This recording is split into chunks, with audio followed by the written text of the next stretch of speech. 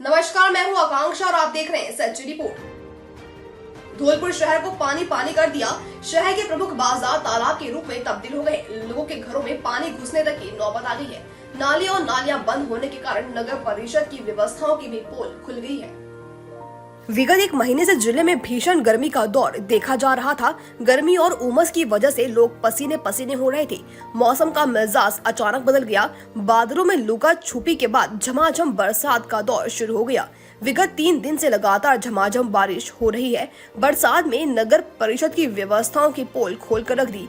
शहर का हरदेव नगर, जगन तिराहा, फदी चौराहा, दशहरा रोड नगर परिषद मार्ग बरसाती पानी के तालाब के रूप में बदल गए।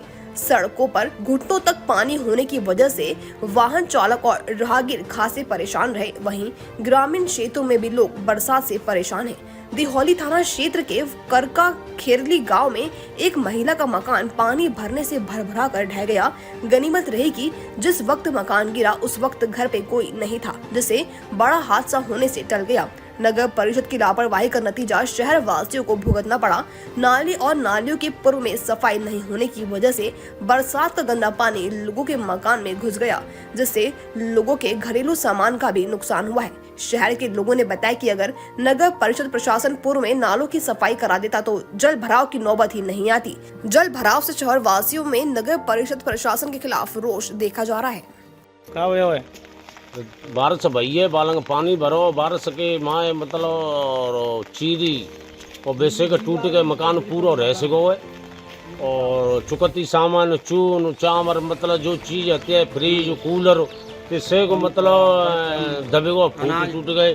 और वहाँ में बच्चा आए थे, बस खींचे तो खड़े के नहीं उसे का मतलब पूरी टूट के रह सके। कब की घटना है? जी रात 10 बजे की है।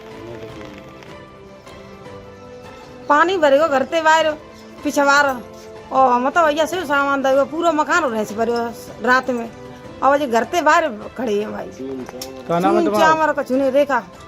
कैसे करो मकान? और पानी भरेगो पिछवाते सो 2 दिन ते बारिश हो रही है सो मकान रह गया पूरो सामान कचुना बचे से वो सामान सटा बिलियो चम्मच चून चावल कुछ नहीं बचा है।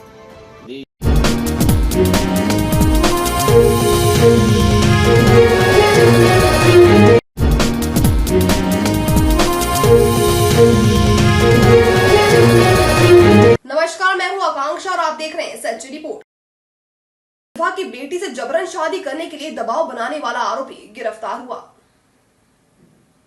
धौलपुर के बाड़ी उपखंड की सीओ ऑफिस पुलिस ने कोतवाली पुलिस के सहयोग से सीओ नरेंद्र कुमार के सुपरविजन में कार्रवाई करते हुए SC/ST दलित अत्याचार निरोधक अधिनियम में एक आरोपी को किला परिसर से गिरफ्तार किया है, जो एक दलित विधवा की बेटी से जबरन शादी करने के लिए दबाव बना रहा था और परिवार के लोगों को धमकी देने के साथ मारपीट भी की थी। ऐसे में गिरफ्त में आए आरोपी के खिलाफ SC/ST एक्ट के एवं विभिन्न धाराओं में कार्रवाई करते हुए कोर्ट में पेश किया है, जहाँ से उसे जेल भेज दिया गया है। बाड़ी कोतवाली में पिछले महीने मुकदमा दर्ज करवाया था, जिसमें परिवादियों ने बताया था कि एक लड़का मेरे साथ छेड़छाड़ करने की कोशिश करता है, मेरे को कंटिन्यू दोस्ती रखने की बार बार दबाव डालता है और पीछा करता है मेरा। इस पर पुलिस ने मुकदमा दर्ज किया, अनुसंधान किया गया और अनुसंधान में आया उस लड़के ने लड़की का पीछा भी किया था और उसके घर पे जाके तोड़फोड़ वगैरह भी की थी। इस पे उसको दस्तियाब करके ले आए और आज उसको गिरफ्तार किया गया है।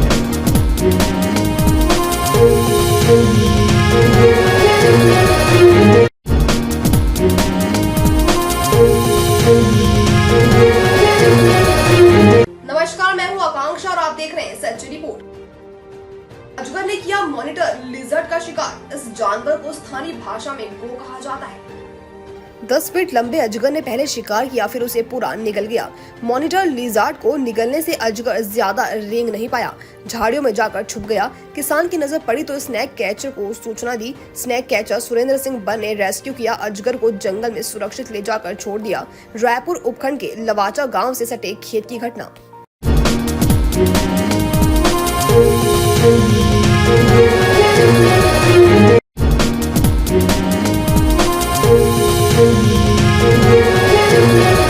नमस्कार, मैं हूं आकांक्षा और आप देख रहे हैं सच्ची रिपोर्ट। तखतगढ़ पाली के मंडला में हुई अज्ञात महिला की हत्या के वारदात में शामिल तीसरा आरोपी गिरफ्तार। जिले के सोजत थाना अंतर्गत गांव मंडला की सरहद पर अज्ञात महिला की हत्या के वारदात में शामिल तीसरा आरोपी को गिरफ्तार कर लिया गया है। पुलिस अधीक्षक चूनाराम जाट ने बताया कि 19 जून को पुलिस थाना सोजत सिटी के क्षेत्र अधिकारी बिलाड़ा मोड़ के आगे राजमार्ग 62 पर मंडला ग्राम की सरहद में अज्ञात महिला की हत्या कर फेंकी गई लाश की वारदात के बाद करीब 4:30 AM पर जरिए टेलीफोन थाना सोजत सिटी पर इतला प्राप्त हुई कि बिलाड़ा मोड़ के आगे राजमार्ग 62 पर मंडला ग्राम की सरहद में अज्ञात महिला की लाश रोड किनारे पड़ी हुई है। इत्यादि सूचना पर कपूरा राम नीपू मय जप्ता के तत्काल प्रभाव मौके पर पहुंचकर अज्ञात महिला की लाश को पुलिस सुरक्षा में लेकर मौके पर MOB टीम को बुलवाया और अज्ञात महिला की लाश व घटना स्थल की वीडियोग्राफी करवाई। घटना स्थल के भौतिक साक्ष्य संकलित किए प्रकरण थाना सोजत सिटी पर दर्ज किया गया। थाना सोजत सिटी की गठित टीम द्वारा प्रकरण हाजा में पूर्व में घटना स्थल पर अज्ञात महिला की लाश की पहचान नहीं होने पर पुलिस नियंत्रण कक्ष जिला पाली व सोशल मीडिया के माध्यम से अज्ञात मृतक महिला के फोटोग्राफ्स प्रसारित कर शिनाख्ती हेतु प्रयास किए गए। घटना स्थल के आसपास राजमार्ग 62 राष्ट्रीय राजमार्ग 162 पर स्थित होटलों पेट्रोल पंप पर लगे करीब 100 से अधिक CCTV कैमरों के फुटेज खंगाले। राजमार्ग 62 राष्ट्रीय राजमार्ग 162 पर स्थित टोल नाकों पर घटना के समय निकलने वाले वाहनों की जानकारी जुटाई। घटना के समय सभी संदिग्ध वाहनों को चिन्हित कर वाहन रजिस्ट्रेशन नंबर UK 18Q3198 की गतिविधियां संदिग्ध प्रतीत होने पर उक्त वाहन संबंधी संपूर्ण जानकारी प्राप्त कर थाना चंपावत जसपुर जिला उधम सिंह नगर उत्तराखंड की स्थानीय पुलिस से समन्वय स्थापित कर उक्त वाहन व अज्ञात मृतक महिला के संबंध में भौतिक सत्यापन करवाया गया। तो उक्त अज्ञात मृतक महिला की शिनाख्ती श्रीमती वर्षा चौहान पति विशाल कुमार जाति चौहान निवासी मोहल्ला गुजरातियान शिवाजी नगर जसपुर पुलिस थाना जसपुर जिला उधम सिंह नगर उत्तराखंड के रूप में होने पर मृतका श्रीमती वर्षा चौहान के पति विशाल चौहान की गतिविधियां संदिग्ध पाए जाने पर तकनीकी साक्ष्यों के आधार पर विशाल चौहान व वारदात में शामिल एक अन्य सहयोगी मोहित उर्फ मन्नी सहित दस्तयाब कर अनुसंधान करने पर अपने तीसरे साथी सौरभ कुमार उर्फ सोनू ठाकुर के साथ प्रकरण हाजा की घटना को अंजाम देना स्वीकार किया गया। पुलिस ने वारदात के बाद फरार शामिल तीसरे अभियुक्त सौरभ कुमार उर्फ सोनू ठाकुर की तलाश कर कस्बा जसपुर जिला उधम सिंह नगर उत्तराखंड से दस्तयाब करने में सफलता प्राप्त की है।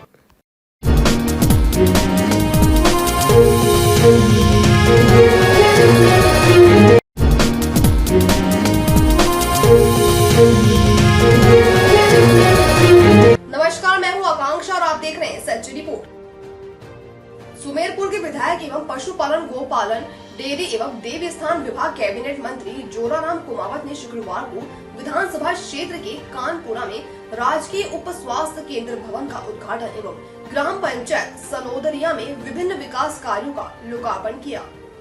कैबिनेट मंत्री कुमावत ने ग्राम पंचायत सलोदरिया में राष्ट्रीय ग्रामीण स्वास्थ्य मिशन के अंतर्गत राजकीय उप स्वास्थ्य केंद्र के नव क्रमोन्नत आयुष्मान आरोग्य मंदिर कानपुरा के लोकार्पण के पश्चात कैबिनेट मंत्री ने कहा कि राज्य सरकार आम जन के लिए बेहतर स्वास्थ्य सेवाओं के लिए कटिबद्ध है, जिससे कि उन्हें बेहतर स्वास्थ्य लाभ मिल सके। उन्होंने कहा कि पहले उप स्वास्थ्य केंद्र का भवन टूटा फूटा होने के कारण वहां पर मरीज तो क्या कोई चिकित्सा कर्मी भी नहीं बैठ सकते थे, जिससे ग्रामीणों को काफी परेशानियों का सामना करना पड़ता था। लेकिन अब इसके नए भवन बनने पर इस उप स्वास्थ्य केंद्र पर ग्रामीणों को बेहतर चिकित्सा सुविधा मिलेगी। निश्चित रूप से यह केंद्र सभी के लिए लाभदायक साबित होंगे। उन्होंने आगे कहा कि केंद्र पर 24 घंटे बिजली की व्यवस्था हो, इसके लिए पूर्ण व्यवस्था की जाए। आपातकालीन समय यह चिकित्सा केंद्र कई मायनों में मरीजों के वरदान साबित होगा। उन्होंने निर्मित भवन का निरीक्षण कर चिकित्सा कक्ष, सामान्य वार्ड, भंडार, रक्त संग्रहण, दवा वितरण केंद्र आदि का निरीक्षण कर व्यवस्थाओं का जायजा लिया। राजकीय उच्च प्राथमिक विद्यालय कानपुरा में 4 दीवारी निर्माण के उद्घाटन के पश्चात कैबिनेट मंत्री कुमावत ने कहा कि विद्यालय में 4 दीवारी का निर्माण नहीं होने से विद्यालय प्रबंधन को काफी समस्याओं का सामना करना पड़ता था। कई बार मवेशियों द्वारा गंदगी फैलाने के कारण स्टाफ और विद्यार्थियों को गंदगी मिटाने में समय बर्बाद होता था। वहीं बारिश के दिनों में पानी भरने की भी समस्या होती थी, लेकिन अब उन्हें काफी हद तक राहत मिलेगी। ग्रामीणों की मांग पर उन्होंने विद्यालय क्रमोन्नत की घोषणा की। उन्होंने कहा कि राज्य सरकार से जर्जर भवनों व 4 दीवारी निर्माण के लिए 12 प्रस्ताव पारित करवाए जो आमजन को समर्पित हुए। उन्होंने सलोदरिया से नवीनीकरण कमरों का भी जायजा लिया। कैबिनेट मंत्री कुमावत ने कहा कि राजकीय कर्मचारी अपने कार्यालय में आने वाले फरियादियों की समस्या का निराकरण कर उन्हें राहत प्रदान करें। सभी यह सुनिश्चित करें कि फरियादी को निराश नहीं कर उन्हें प्रोत्साहित करके भेजें। साथ ही पर्यावरण को संतुलित करने के लिए गोचर भूमि, सड़क के दोनों मार्ग, राजकीय विद्यालय सभी स्थानों पर पौधारोपण कर उन्हें संरक्षण का जिम्मा लें। कैबिनेट मंत्री कुमावत 29 जून को प्रातः 9:30 बजे सुमेरपुर से रवाना होकर प्रातः 10 बजे ग्राम पंचायत सिंदूर में विभिन्न विकास कार्यों का लोकार्पण एवं शिलान्यास करेंगी। ऊंचा करने की जरूरत है। उसमें मैंने घोषणा की थी कि यह शीघ्र ही विधायक कोष से इसको करवा लेंगे और विधायक कोष से स्वीकृति दी और आज 4 दीवारी बंद करके ऊपर हो गई है। मैं सरपंच साहब को धन्यवाद दूंगा, आपने बहुत बढ़िया काम कराया और जल्दी से करवाया, कम समय में करवाया, इसलिए धन्यवाद देना चाहूँगा। उप स्वास्थ्य केंद्र यहाँ पहले जैसे क्षतिग्रस्त था, भवन पूरा टूटा हुआ था, बैठने लायक नहीं था, तो भवन के निर्माण की भी सरपंच साहब लगातार मांग कर रहे थे। काम में कई बार मैं आया, उस समय भी ये मांग हुई कि भवन टूटा हुआ है, मरीज में अंदर बैठ नहीं सकता, एएनएम भी नहीं बैठ सकती, तो इस भवन को निर्माण कराना है। भारत सरकार ने NHM में, नेशनल हेल्थ मिशन में जो भवनों की स्वीकृतियां दी, उसमें सुमेरपुर विधानसभा को 12 भवनों की स्वीकृतियां मुझे मिली थी, लेकिन उसमें कई जैसे क्या होता है कि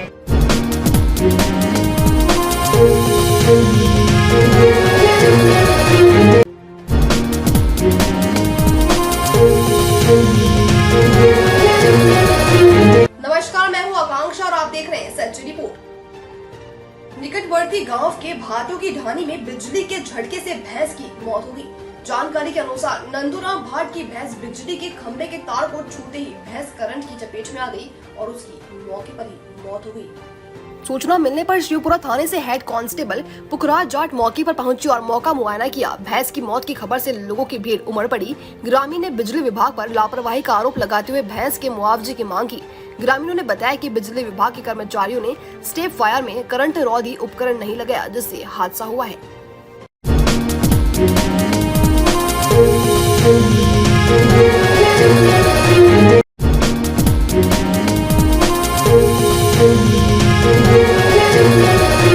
नमस्कार, मैं हूं आकांक्षा और आप देख रहे हैं सच्ची रिपोर्ट।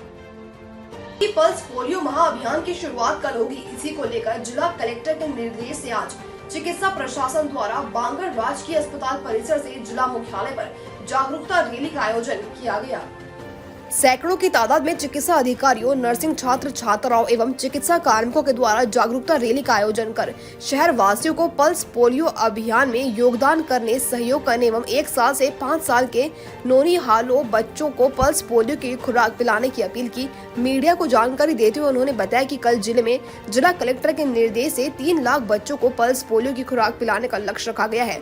तो वहीं जिले में कल पल्स पोलियो के लिए 2000 बूथ निर्धारित किए गए हैं, जहां पर चिकित्सा कार्मिक, आंगनबाड़ी वर्कर पल्स पोलियो की खुराक पर पिलाएंगे। इस अभियान में चिकित्सा मोबाइल वैन टीम भी सक्रिय रहेगी। जिला कलेक्टर एवं जिला चिकित्सा प्रभारी द्वारा जिले वासियों को पल्स पोलियो अभियान में अपने नौनिहाली बच्चों को पल्स पोलियो की खुराक पिलाने की अपील भी। जैसा कि आप सबको मालूम है, कल रविवार को जन्म से लेकर 5 वर्ष तक के बच्चों को पल्स पोलियो टीकाकरण महाअभियान के अंतर्गत 2 बूंद पिलाई जाएंगी। हमेशा की भांति इस बार भी प्रथम दिन रविवार को बूथ पे बच्चों को दवा पिलाई जाएगी और उसके बाद सोमवार और मंगलवार को जो बच्चे वंचित रह जाएंगे उनको दवा पिलाने के लिए हमारी जो टीमें हैं जो घर घर जाएंगी और उन बच्चों को तलाश करेंगी और जो बच्चे वंचित रह गए उन सबको टीकाकरण किया जाएगा। इस कार्यक्रम का उद्देश्य ये है कि 5 साल तक की उम्र का कोई भी बच्चा इस अतिरिक्त खुराक से वंचित नहीं रहना चाहिए।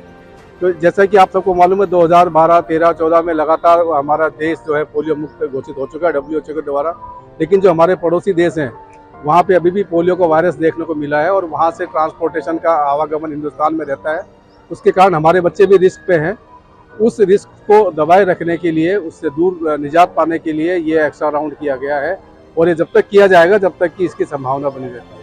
तो मेरा सभी से आप आह्वान है, हमारे CM साहब की तरफ से, जिला कलेक्टर महोदय की तरफ से, RCHO साहब की तरफ से, कि सभी परिजन अपने 5 साल के छोटे बच्चों को कल उनके घर के नज़दीक लगने वाले बूथ पे लेके अपना अवश्य पधारें और उनको ड्रॉप पिलाएं। कल लगभग 3 लाख बच्चों को दवा पिलाने का हमारा लक्ष्य है और इसके लिए लगभग 2000 के आसपास हमारे पोलियो बूथ बनाए गए हैं जो संपूर्ण जिले में कार्यशील रहेंगे।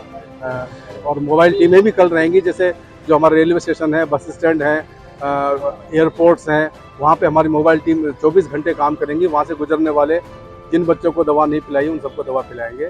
कुल मिला के अभियान का लक्ष्य यही है कि एक भी बच्चा इस एक्स्ट्रा डोज से बचना नहीं चाहिए। Thank you.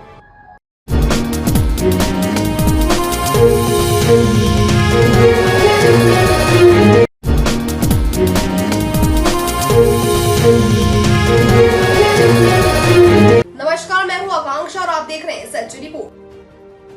मारवाड़ जंक्शन जिला कलेक्टर के निर्देश से पल्स पोलियो अभियान को लेकर उपखंड अधिकारी गौरी शंकर शर्मा की अध्यक्षता निर्देशन में टास्क फोर्स पोलियो अभियान आवश्यक बैठक आयोजित की गई।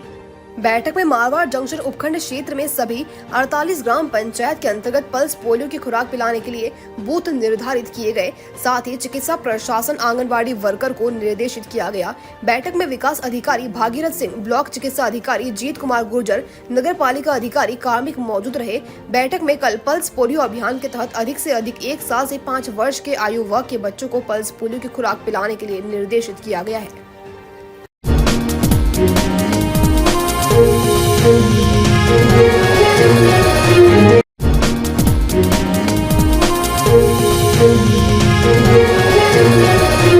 नमस्कार, मैं हूं आकांक्षा और आप देख रहे हैं सच रिपोर्ट। जनपद बिजनौर के चांदपुर में ब्राह्मण सभा चांदपुर के अनिल शर्मा द्वारा कल शाम 4 बजे गुरु नेतराम जी के मंदिर में नगर एवं क्षेत्र के मंदिरों के पुजारियों और पुरोहितों की मीटिंग पंडित वीरेंद्र भारद्वाज जी की अध्यक्षता और अनिल शर्मा के संचालन में हुई। मीटिंग में अनिल शर्मा ने कहा कि यदि किसी भी पुजारी और पुरोहितों को कोई समस्या है तो वह किसी भी समय मुझसे संपर्क कर सकते हैं। मैं हर समय ब्राह्मण समाज के लिए तैयार हूँ। इसी के लिए अनिल शर्मा ने सभी कर्मकांडी पंडितों से एक होकर सनातनी संस्कृति को बढ़ाने में अपना योगदान देने की अपील की और एक ऐसा चार्ट तैयार करने को कहा जिससे नगर एवं क्षेत्र में एक ही दिन सारे त्योहार मनाए जाएं। इस अवसर पर पंडित उमाशंकर झा, दिनेश शर्मा, अजय कुमार कौशिक, शक्ति शर्मा, हर्षित कौशिक, सुदेश कुमार शर्मा, अशोक कुमार शर्मा, शिवा शर्मा, सचिन भारद्वाज, दीपक शास्त्री, दिनेश कुमार शर्मा, अशोक गिरी, सुशील कुमार शर्मा, पंकज कौशिक, शिव कुमार शर्मा, अंकित भारद्वाज, नंद कुमार पांडे, शशिकांत झा, नमन कौशिक, नितिन वशिष्ठ आदि ब्राह्मण समाज के सम्मानित बंधु उपस्थित रहे। आपने तो मुद्दा बताया, मैंने कहा जी हाँ मैं तैयार हूँ। मेरे पीछे में बैठा, मेरी टाइम पीछे आज की टाइम बढ़ जाएंगे समझ जी मेरी बात। नाम कुछ नहीं, एक बार हमारे पंडित जी खड़े हुए थे वो संकट भाई अलग से के लिए उन्होंने हौसला बढ़ाया। कुछ भी था हिम्मत करिए, सारे ब्राह्मणों को जोड़ा, इकट्ठा करा। मैं चलता हूँ 10,000 रुपये की खर्च करेंगे। लोग खा खा कर समझते भी गए, बताया गया पंडित जी बस पूजा में लगे रहो, कहाँ चक्कर में पड़ रहा हो। ये सब हमारे ब्राह्मण होते तो ये कहता हूँ सारे खड़े हो जाओ, मतलब बढ़ाना चाहिए, घटाना चाहिए, बताओ तो जी बढ़ाना चाहिए तो हर आदमी जो है हमारा ब्राह्मण टाइम खींचने वाला है। दूसरी बात, आप 10 को बुलाओगे तो 4 मांगेंगे, 6 आपकी कहने आज की मीटिंग थी तो 50,000 इसलिए इन सबको बुला के इनको अच्छे से समझाना पड़ेगा। समझ लो, बार बार मीटिंग लो, बार बार अभ्यास लो, उसके बाद शुरुआत।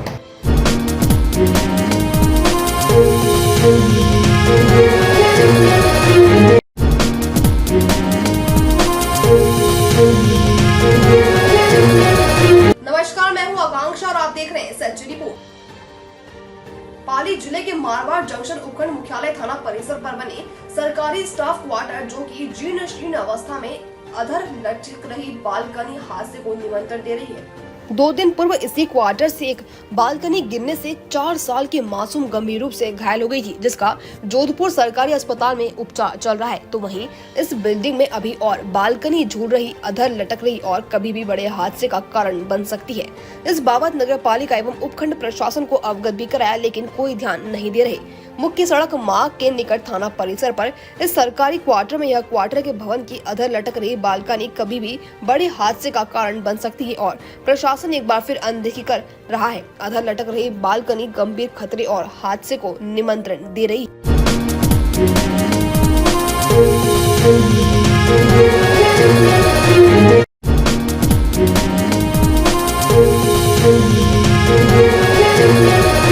नमस्कार, मैं हूं आकांक्षा और आप देख रहे हैं सच रिपोर्ट। महानिदेशक देहरादून के निर्देश नए कानून की गोष्ठी में मीटिंग रखी गई। मीटिंग में नैनीताल जिले के सभी एसपी, वरिष्ठ पुलिस अधीक्षक एवं थाना प्रभारी मौजूद रहे। नए कानून के प्रभावी क्रियान्वयन के निर्देश दिए। मॉनसून सीजन के लिए सभी थानों की टीमें रहे अलर्ट। दिनांक 28 जून को प्रहलाद नारायण मीना, वरिष्ठ पुलिस अधीक्षक नैनीताल द्वारा हल्द्वानी मीटिंग हॉल में जनपद के सभी राजपत्रित अधिकारी, थाना, चौकी, शाखा प्रभारियों के साथ मासिक अपराध गोष्ठी की गई। गोष्ठी में सभी को निम्न दिशा निर्देश दिए गए। गोष्ठी से पूर्व सम्मेलन लिया गया। अधिकारी कर्मियों की समस्याओं को सुना गया तथा समाधान किया गया। भारतीय न्याय संहिता के नए प्रावधानों पर चर्चा की गई। संयुक्त निदेशक विधि से सभी अधिकारियों को विस्तृत जानकारी दी गई। एसएसपी नैनीताल ने कहा कि नए कानून में पुलिस कार्यवाही की समीक्षा तथा लगातार मॉनिटरिंग करने के लिए कमेटी बनाई जाए। नए कानून के संबंध में सभी थाने जन जागरूकता कार्यक्रम चलाया जाए। स्थानीय स्वयंसेवी समूहों, संस्थाओं के सहयोग से पोस्टर, बैनर, नुक्कड़ नाटक इत्यादि आयोजित करवाए जाए। सड़क सुरक्षा संबंधित आवश्यक उपकरण को एकत्रित कर लें। सड़कों पर साइन बोर्ड, कन्वेक्स मिरर आदि लगाएं। सड़क सुरक्षा मंत्रालय द्वारा निर्गत आदेशों का पालन करें। मॉनसून सीजन प्रारंभ हो गया है। आपदा उपकरणों को दुरुस्त करने थाना व एसडीआरएफ की टीमों को तैयारी हालत में रखें।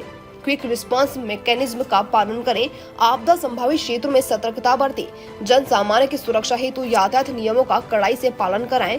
रात्रि के समय गश्त प्रभावी करें। सभी कर्मी ड्यूटी के प्रति जिम्मेदार बने। आगामी नगर निकाय निर्वाचन के सकुशल आयोजन के लिए सुरक्षा व्यवस्थाओं की भी तैयारी कर ली जाए। कॉर्प पुलिसिंग पर फोकस करें। क्वालिटी विवेचना सुनिश्चित की जाए। सर, आज क्राइम बैठक की गई थी, आपकी तरफ से तमाम दिशा निर्देश दिए हैं। क्या क्या रहा था खास इसमें और नए कानून को लेकर भी क्या रहा?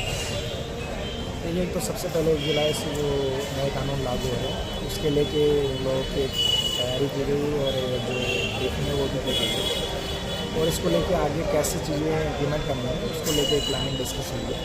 साथ ही चूँकि अब बारिश का सीजन शुरू हो गया तो उसके मद्देनजर रखते जो आपदा का सीजन है उसके दौरान पुलिस को क्या क्या तैयारी करनी है, किस तरीके से आगे रखना है, उन सब चीज़ों पर भी आज मीटिंग में डिस्कस हुआ। और इसके साथ ही सीजन जो पिछले दिनों सीजन की वजह से और कुछ बाकी चीज़ों की वजह से जो बाकी प्लेस से काम होते हैं उनको भी जो आगामी महीने में करना है उसको लेके आज डिस्कस हुआ। उनको अगले महीने के जो टारगेट वो दिए गए उसका रिव्यू सर, क्राइम की अगर बात करें तो जिस प्रकार से क्राइम को लेकर के काफ़ी हद तक आपने काबू किया जब से आप यहाँ काबू आए और अभी ऐसे कई केसेस हैं जो खुलने बाकी रखे हैं उसको लेकर के देखिए जितना भी केस ऐसे बचने में अनावरण हुआ हम अनावरण का प्रयास कर रहे हैं। बाकी कुछ ऐसी चीज़ें जो इन लोगों को ब्रीफ की गई ताकि आने वाले समय में कोई घटनाएं नहीं हो उसके लिए प्रिवेंटिव एक्शन करने के सर, नए कानून जो 1 जुलाई से लागू होना है उसमें लेकर के तमाम उसमें जो चीज़ें हैं उसके हालांकि वर्कशॉप भी की गई है। अब किस प्रकार से उसमें चीज़ आगे बढ़ना होगी? लेकिन लोगों को उस चीज़ के लिए ट्रेनिंग दी गई है और हर लेवल पर हर कर्मचारी को और अधिकारी को पुलिस मुख्यालय द्वारा बेसिक ट्रेनिंग सबको दे दी गई है। आने वाले समय में जो कानून लागू होगा वो ठीक से लागू हो, उसमें किसी तरह की चूक नहीं हो और आम जनता में इसका प्रचार प्रसार किया जाए जनता तक है। उसके लिए भी 1 जुलाई को जन जागरूकता अभियान मनाया जाएगा।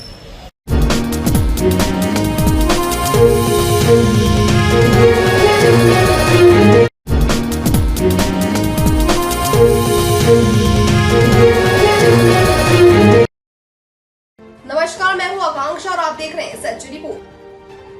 झगड़े में भतीजे को पीटता देख उसे बचाने गए काका की आरोपी ने धारदार कुल्हाड़ी से वार कर नाक काट दी। गंभीर हालत में घायल को इलाज के लिए पाली लाया गया। घटना पाली जिले के खिवाड़ा थाना क्षेत्र के मगर तालाब गांव में शुक्रवार शाम को ही 28 साल के दिनेश पुत्र भीमाराम भील ने बताया कि शुक्रवार शाम को वह घर के निकट जनरल स्टोर से छाछ की थैली लेने जा रहा था। शॉप के पास ही मोहल्ले के कुछ लोग नशा किए हुए बैठे थे, जिनमें जस्सा राम भी शामिल था, जिसका उसको पहले झगड़ा हो रखा था। उन्होंने अकेला देख उस पर हमला कर दिया। यह देख उधर से गुजर रहे 40 वर्षीय काका शेषा राम पुत्र तेजाराम भील बचाने आए। यह देख जस्सा राम घर से 40 वर्षीय काका शेषा राम पुत्र तेजाराम भील बचाने आए। यह देख जस्सा राम घर से कुल्हाड़ी लेकर आया और काका पर हमला कर दिया, जिससे उसकी नाक कट गई और चेहरे पर गहरा घाव हो गया। गंभीर हालत में उन्हें खिवांडा हॉस्पिटल लेकर पहुंचे, जहां प्राथमिक उपचार के बाद उन्हें पाली रेफर किया गया, जहां ट्रोमा वार्ड में उनके कटे चेहरे पर 10 से ज्यादा टांके लगाए गए और फिर ENT वार्ड में भर्ती किया गया, जहां अब उनकी कटी नाक को जोड़ने के लिए डॉक्टर ऑपरेशन करेंगे।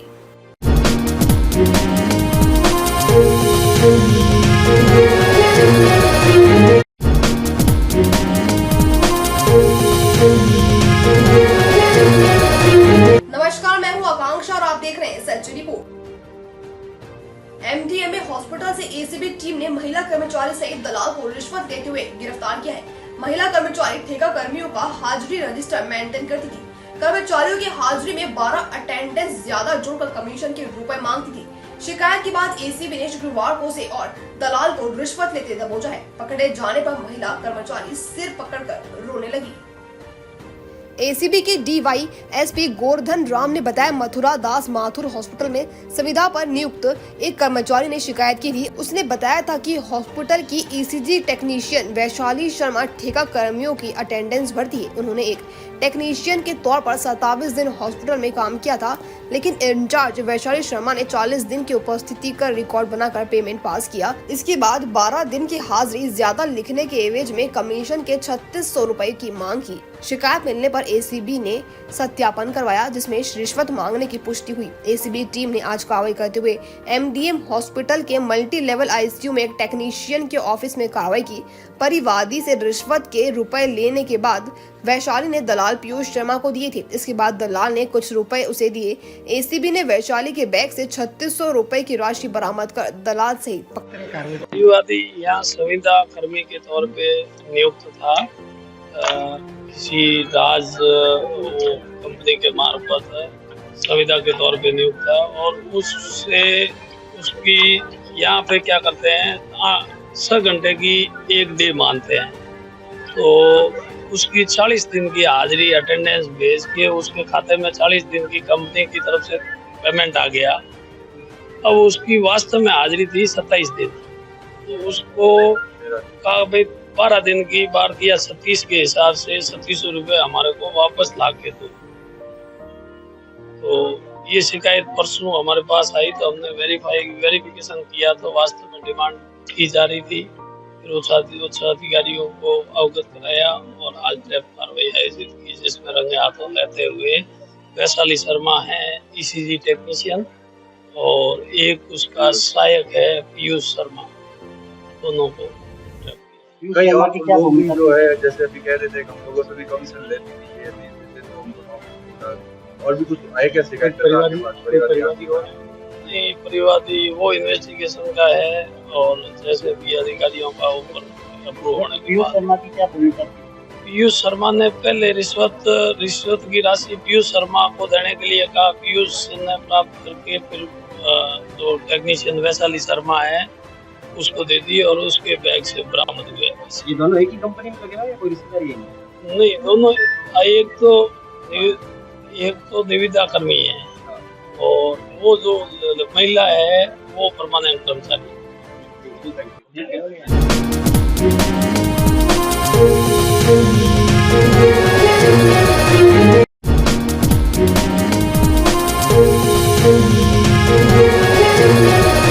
नमस्कार, मैं हूं आकांक्षा और आप देख रहे हैं सच रिपोर्ट। कुशीनगर अंतरराष्ट्रीय सामाजिक संगठन रोटरी क्लब कुशीनगर के 2023-24 सत्र समापन समारोह के साथ ही शुक्रवार को नए सत्र 2024-25 के लिए नई कार्यकारिणी का गठन किया गया। कुशीनगर स्थित होटल कलश में संपन्न हुआ इस समारोह में सर्वसम्मति से वाहिद अली को पुनः अध्यक्ष और अजय सिंह को पुनः सचिव चुना गया है।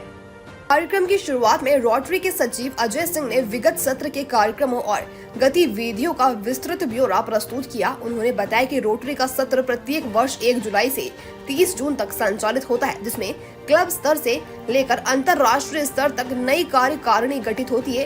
रोटरी क्लब के अध्यक्ष वाहिद अली ने अपने संबोधन में कहा, रोटरी का लोकतांत्रिक ढांचा काफी मजबूत है, जिसके कारण पिछले 119 वर्षों से यह संस्था वैश्विक मंच पर सामाजिक कार्यों में अपनी धाक जमाए हुए है। उन्होंने रोटरी के सदस्यों को विगत सत्र में उनके सक्रिय योगदान हेतु स्मृति चिन्ह, अंग वस्त्र देकर सम्मानित किया। सत्र 2024-25 के लिए रोटरी क्लब कुशीनगर की नई कार्यकारिणी का गठन निम्नलिखित रूप से किया गया।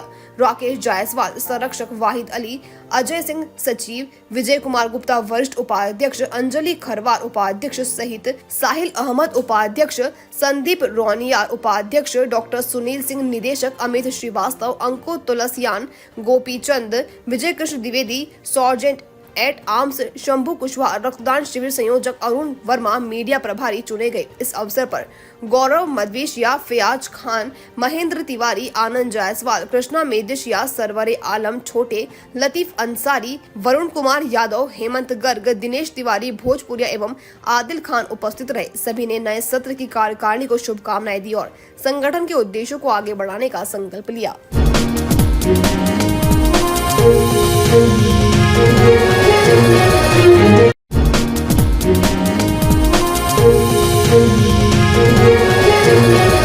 नमस्कार, मैं हूं आकांक्षा और आप देख रहे हैं सच रिपोर्ट। जिले के खिवांडा थाना क्षेत्र के सांसरी गांव में गत रात को 3 मकानों व मंदिर के ताले तोड़ उसमें रखी नकदी व आभूषण पार करने गए फरार चोर। पुलिस सूत्रों से प्राप्त जानकारी के अनुसार बीती रात सांसरी गांव के चारभुजा मंदिर में नारायण लाल सिरवी व मोहन लाल सिरवी व गंगू सिंह राजपूत के मकानों व चारभुजा मंदिर के ताले तोड़ दिए गए, जिसमें नारायण लाल सिरवी के मकान में 3 अलमारी को तोड़ के उसमें रखे नकदी व आभूषण चोर ले जाने में सफल हुए हैं। अन्य 2 स्थानों में भी माल चोरी होने की संभावना बताई गई है, जिसको लेकर खिवांडा पुलिस मौके पर पहुंचकर जांच पड़ताल की गई एवं सीसीटीवी कैमरे भी खंगाले गए, जिसमें सीसीटीवी में रात 2 बजे अनजान युवक देखे गए, जिसको लेकर पुलिस जांच में जुटी है। सुने बड़े मकान को देखकर लगभग 3 मकानों व 1 मंदिर के ताले तोड़े गए हैं।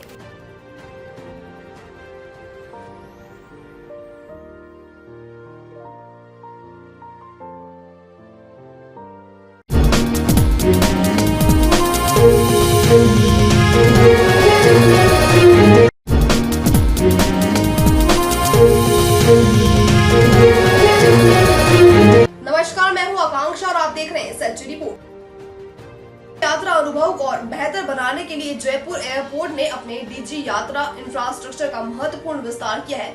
विस्तार से न केवल बोर्डिंग समय में काफी कमी आई है, बल्कि इस विस्तार से प्रति घंटा डीजी यात्रा क्षमता में भी इजाफा हुआ है। 600 से बढ़कर अब 3600 यात्री प्रति घंटा हो गई है। सेवाओं का विस्तार करते हुए जयपुर एयरपोर्ट ने अपने 4 डिपार्चर गेट्स पर 6 समर्पित डीजी यात्रा लेन तैयार की हैं। प्रारंभ में डीजी यात्रियों के लिए केवल 1 समर्पित लेन थी। इसके अलावा 4 डीजी यात्रा सक्षम ई गेट स्थापित किए गए और सभी बोर्डिंग गेट भी अब डीजी यात्रा फेस पोर्ट्स और अन्य जरूरी उपकरण सुचारू रूप से चालू हैं। शुरुआत में हमने 1 समर्पित लेन के साथ डीजी यात्रा सेवाएं शुरू की थी, लेकिन अब हमने 6 लाइन बनाई है। गेट 1 पर 1 लेन, गेट 2 पर 2 लेन, गेट 3 पर 1 लेन और गेट 5 पर 2 लेन। 4 नई डीजी यात्रा सक्षम ई गेट और बोर्डिंग गेट भी जगह पर है। उन्होंने कहा 6 समर्पित लेन के साथ प्रति घंटा डीजी यात्रा क्षमता में इजाफा हुआ है, जो 600 से बढ़कर अब 3600 यात्री प्रति घंटा हो गई है।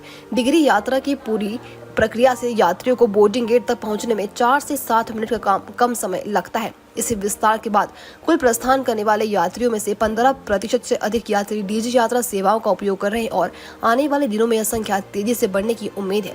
इसके लाभों को ध्यान में रखते हुए जयपुर हवाई अड्डे से घरेलू मार्ग पर चलने वाली लगभग 7 एयरलाइंस डीजी यात्रा सेवाओं में शामिल हो गई। हवाई अड्डे के वरिष्ठ अधिकारी ने कहा।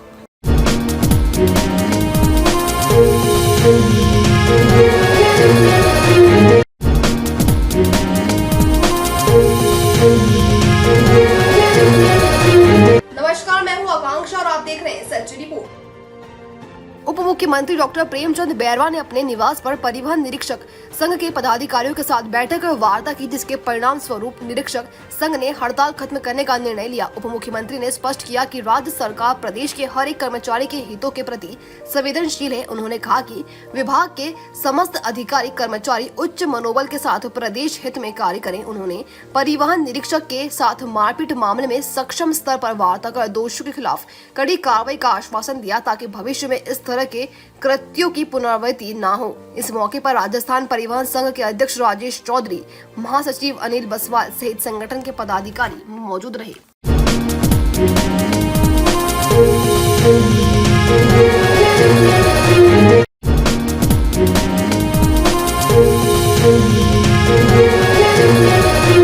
नमस्कार, मैं हूं आकांक्षा और आप देख रहे हैं सच रिपोर्ट। जयपुर पुलिस आयुक्त बीजू जॉर्ज जोसेफ ने प्रतापनगर थाने में जन सुनवाई कर परिवादियों की समस्याएं सुनी और मौके पर ही संबंधित अधिकारी को निस्तारण के निर्देश भी दिए। इस दौरान अतिरिक्त पुलिस आयुक्त कैलाश चंद्र बिश्नोई, पुलिस उपायुक्त पूर्व कावेंद्र सागर, अतिरिक्त पुलिस उपायुक्त पूर्व आशाराम चौधरी, सहायक पुलिस आयुक्त संगानेर विनोद कुमार शर्मा सहित संबंधित SHO और थाने के अधिकारीगण उपस्थित रहे। बीजू जॉर्ज जोसेफ ने कहा कि जन सुनवाई के दौरान परिवादियों की समस्याओं का मौके पर ही समाधान किया जा रहा है। उन्होंने कहा कि पुलिस की इस सकारात्मक पहल से आमजन में विश्वास और अपराधियों में डर बढ़ रहा है। उन्होंने कहा कि आमजन को राहत देने के लिए सभी थानों में प्रतिदिन जन सुनवाई की जा रही है।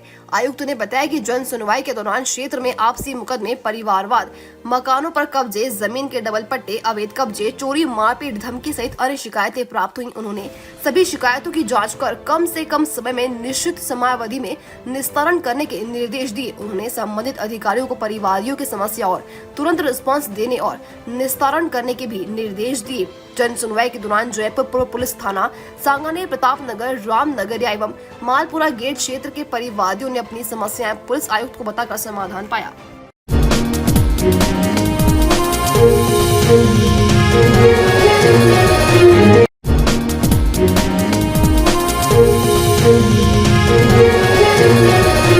नमस्कार, मैं हूं आकांक्षा और आप देख रहे हैं सच रिपोर्ट। माली समाज भवन में शनिवार को आयोजित मुख्यमंत्री रोजगार उत्सव कार्यक्रम में मुख्यमंत्री भजनलाल शर्मा ने प्रदेश भर के युवाओं से वर्चुअल रूप से संवाद किया। इस दौरान नव नियुक्त कार्मिकों को नियुक्ति पत्र देने के साथ ही उनसे संवाद किया। पाली में योजना के तहत 610 युवा लाभान्वित हुए। इस मौके पर मुख्यमंत्री भजनलाल शर्मा ने कहा कि राज्य सरकार हर वर्ग के विकास एवं उसके उत्थान के लिए पूर्ण रूप से प्रयासरत है। सरकार ने विकासित राजस्थान का जो सपना देखा है, उससे हम सभी को मिलकर पूरा कर प्रदेश को विकास की ओर अग्रसित करें। आज का युवा रोजगार एवं कौशल विकास की योजनाओं का पूर्ण रूप से लाभ लेते हुए अपना करियर बनाकर स्वावलंबी बने। मुख्यमंत्री ने कहा कि युवाओं को ज्यादा से ज्यादा रोजगार उपलब्ध करवाने के लिए प्रत्येक संभाग मुख्यालय पर प्रतिमा रोजगार मेले का आयोजन किया जाए। इस मेले के आयोजन से न केवल युवाओं की प्रतिभा सामने आएंगी, बल्कि उनके मददगार साबित होंगे। नियोजन एवं उद्यमिता विभाग के राज्य मंत्री के बिश्नोई ने विभाग की ओर से संचालित विभिन्न योजनाओं के बारे में जानकारी देते हुए युवाओं को इन योजनाओं से लाभान्वित होने की बात कही। इस मौके पर संभागीय आयुक्त डॉक्टर प्रतिभा सिंह, जिला कलेक्टर LN मंत्री DM सीलिंग, भवन सिंह, UIET सचिव पूजा सक्सेना, जिला रोजगार अधिकारी रामदयाल राठौर, रमेश चंद्र नमोना, जिला शिक्षा अधिकारी माध्यमिक राहुल राज पुरोहित, मदन पवार आदि मौजूद रहे।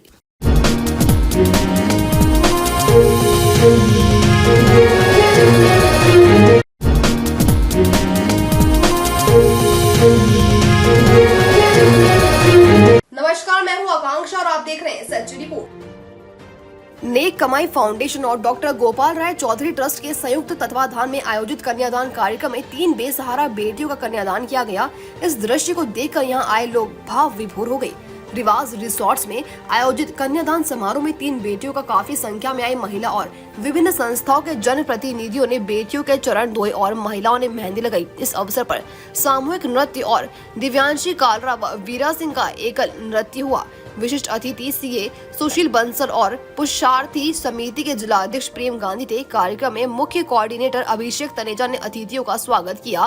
कार्यक्रम में मंच संचालन युवा समाज सेवी सौरभ कालरा ने किया। नेक कमाई की ओर से गुरप्रीत सिंह पवित्र, परमजीत सिंह गोगिया, तारिश जायसवाल, शिवानी शर्मा, पायल सैनी ने अतिथियों का स्वागत किया। कार्यक्रम में प्रयास वीरा इंटरनेशनल संस्था की अध्यक्ष लता शर्मा सहित रेणु भाईना, देवाश्रय संस्था से शीला सुनेश चौहान, याशिका अरोड़ा, दिव्यांशी कालरा, उषा और रजनी सहित गायत्री परिवार से प्रतिभा सिंह ने कन्यादान किया। 2 साल में 215 कन्यादान नेक कमाई फाउंडेशन की ओर से 2 वर्ष में 215 बेटियों का कन्यादान किया गया है। कार्यक्रम में थाना प्रभारी दिनेश मीणा ने कहा कि अलवर्स में नेक कमाई फाउंडेशन का यह कन्यादान कार्यक्रम पूरे प्रदेश में जरूरतमंद बेटियों का विवाह समाज के योगदान से करने के अलग जगा रहा है, जिससे सभी को प्रेरणा लेनी चाहिए। संरक्षक मंजू चौधरी अग्रवाल ने बताया कि नेक कमाई इसी तरह जरूरतमंद बेटियों का कन्यादान करता रहेगा।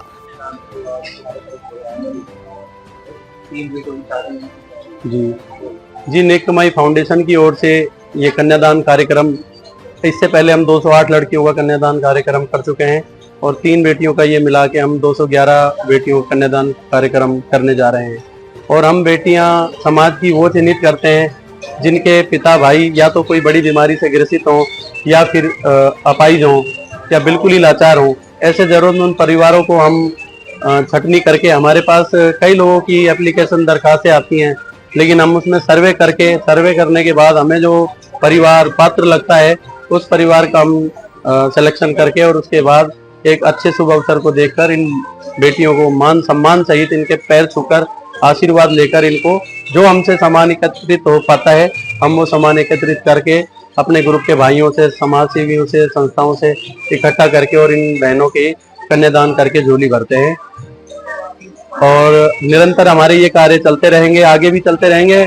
और नेक कमाई फाउंडेशन की ओर से 2 सिलाई सेंटर भी चल रहे हैं, जिसमें जरूरतमंद बस्तियों में महिलाओं को सिलाई सिखाकर उनको आत्मविश्वास और खुद का रोजगार बनाने का एक मनोबल बढ़ता है, जिससे आज महिलाएं सिलाई सीखने के बाद खुद का एक रोजगार कर रही हैं, कपड़े सिल रही हैं, कोई बुटीक खोल रही हैं।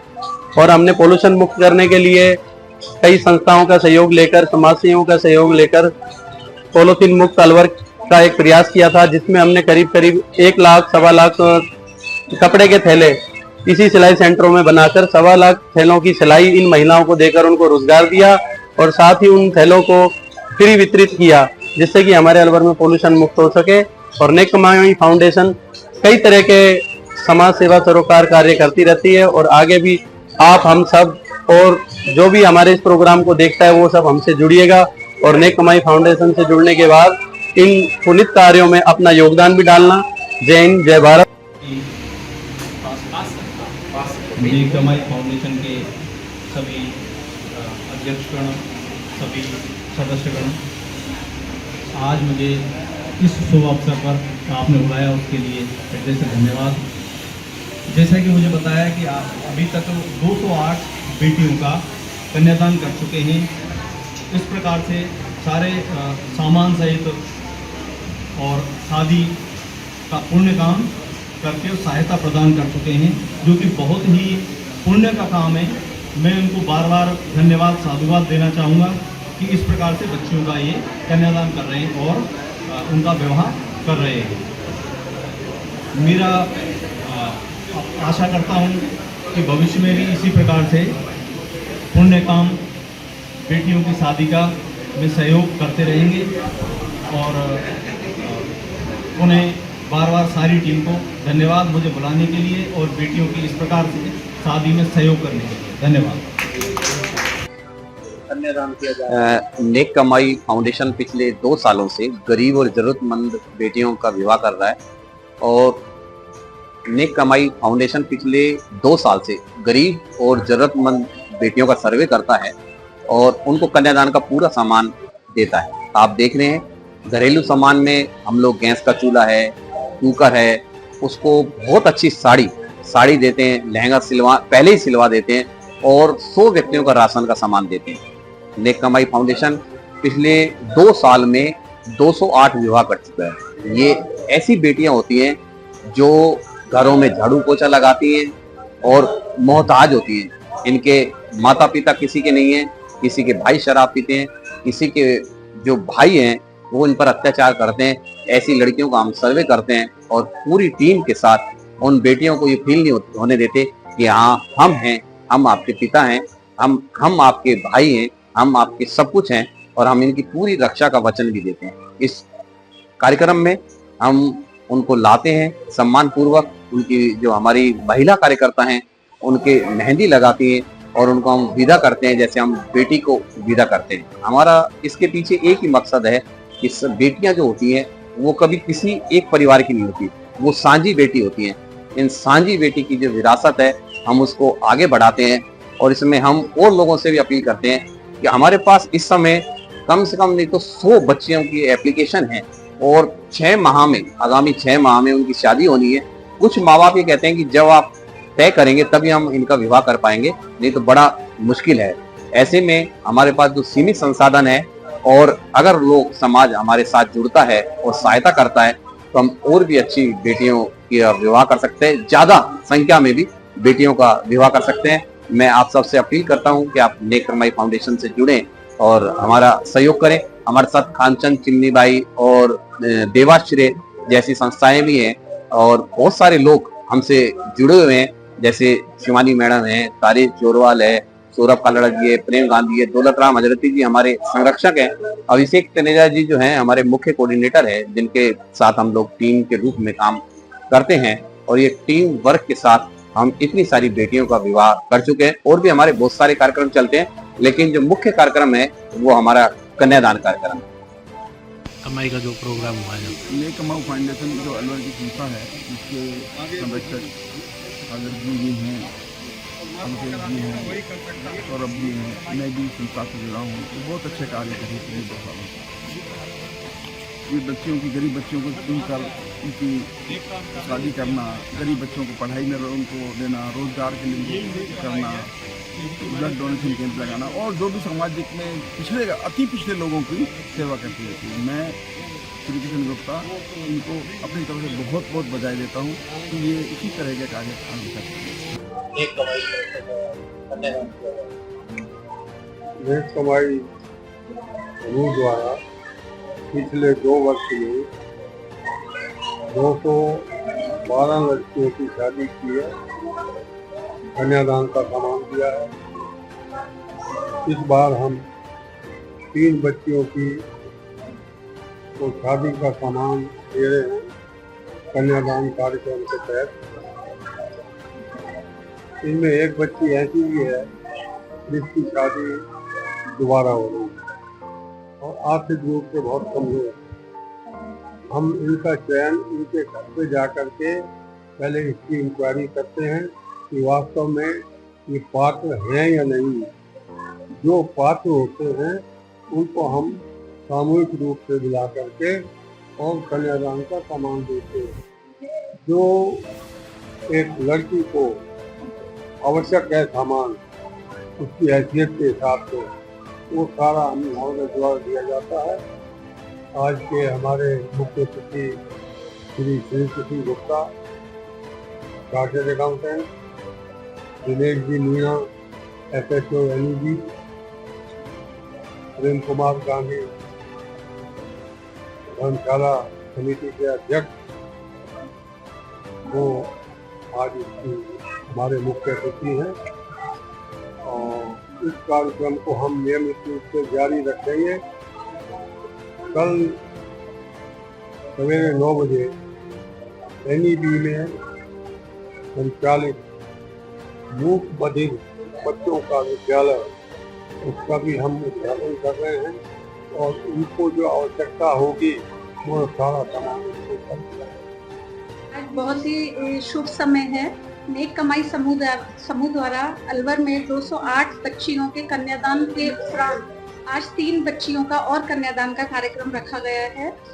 ये बच्चियां बहुत ही सौभाग्यशाली हैं क्योंकि ऐसे जरूरतमंद परिवारों से हैं कि इनकी शादी करना भी बहुत असंभव हो जाता है। लेकिन नेक कमाई समूह द्वारा समय समय पर अलवर में जितनी भी जरूरतमंद परिवार हैं उन बच्चियों का सर्वे करके और इन बच्चियों के कन्यादान का कार्यक्रम आयोजित किया जाता है।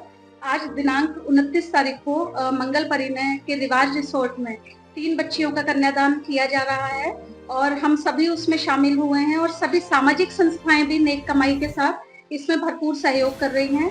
और मेरा सभी से निवेदन है कि नेक कमाई समूह के साथ हम आगे से आगे जुड़ के और इन बच्चियों के लिए इसी प्रकार सहयोग करते रहेंगे।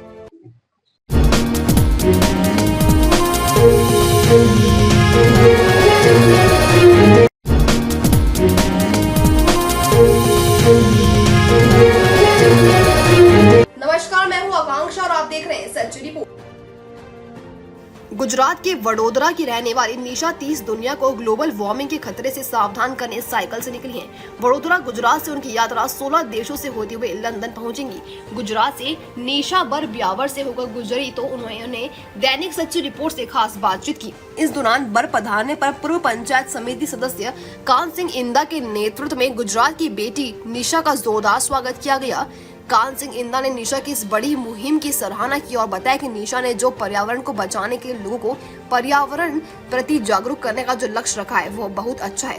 स्वागत के दौरान बर में बालाजी ट्रस्ट अध्यक्ष ताराचंद जी शर्मा, युवा मोर्चा अध्यक्ष भारतीय जनता पार्टी मंडल बर पुष्पेंद्र सिंह, मंजीत सिंह, राजू भाई, श्यामलाल बागड़ी, शंकर लाल, जावेद कुरैशी, घनश्याम, मदन भाटी, लालचंद साहू आदि लोग उपस्थित रहे।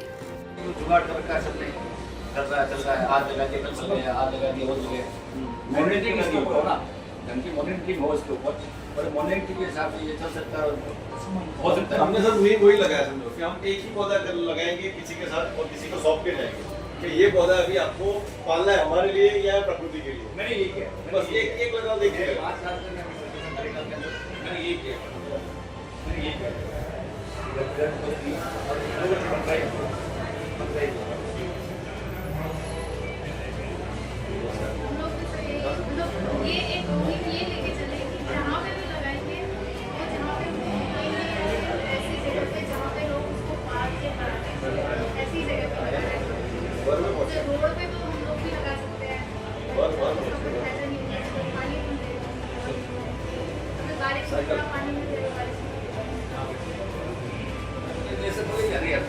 एक बारिश में लगाने के बाद पानी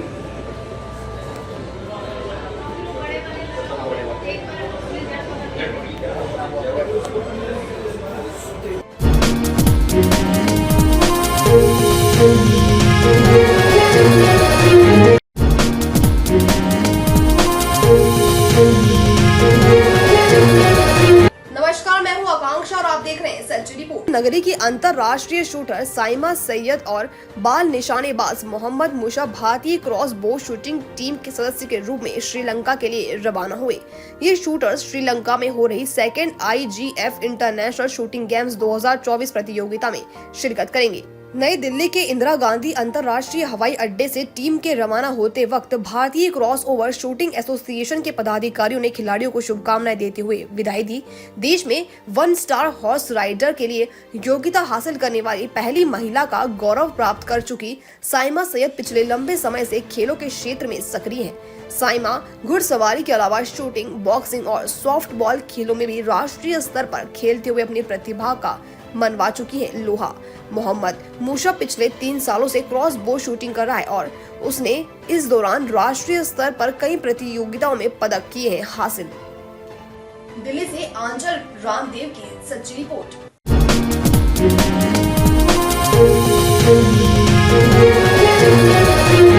इस वक्त की भरतपुर जिले के कस्बा हलीरा से अहम बड़ी खबर। हलीरा कस्बे में श्याम मंदिर के समीप पानी की टंकी पर चढ़ी 3 महिलाएं। वर्षा के पानी के निकास नहीं होने पर भर गया पानी तो महिलाएं पानी की टंकी पर चढ़कर मांग कर रही पानी के निकास की। सूचना मिलते ही हलीना पुलिस एवं प्रशासन पहुंचकर कर रहे हैं महिलाओं से समझाइश। अभी भी हलीना निवासी महिलाएं जिद पर अड़ी हुई हैं और प्रशासन से पानी के जल भराव की समस्या से निजात पाने के लिए लगा रही है गुहार। भरतपुर से रामेश्वर फौजदार की रिपोर्ट।